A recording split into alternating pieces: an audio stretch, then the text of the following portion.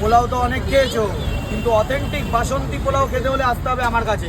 যেই পোলাও তোমরা খাচ্ছ ওগুলো পোলাও, বাসন্তী পোলাও কিন্তু নয়। লং গ্রেন রাইস দিয়ে বাসন্তী পোলাও তৈরি হয় না, তৈরি হয় হচ্ছে পিওর গোবিন্দভোগ চাল দিয়ে।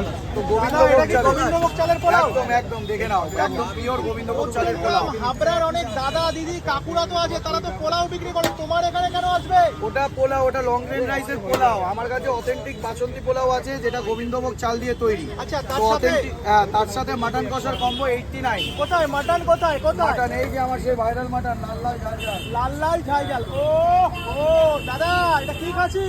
একদম রেওয়াজি খাসি, মুখে দিলে হাওয়াই মিঠাইয়ের মতন গলে যাবে। আবাস গ্যারান্টি? একদম গ্যারেন্টি আছে। আচ্ছা, এছাড়া আর কি কি রাখছো কম্বের মধ্যে? এছাড়া কি কি কম্বো আছে সবকিছু শেয়ার করতে। একদম মিক্স রাইস, তার সঙ্গে চিকেন 65। মিক্স রাইসের মধ্যে কি কি রাখছো দেখিয়ে দাও আমাদের। মিক্স রাইসের মধ্যে ডিম, এগ, পেঁয়াজ সবকিছু থাকবে, 3 রকমের ভেজিস থাকবে, কাজু কিশমিশ থাকবে। আচ্ছা।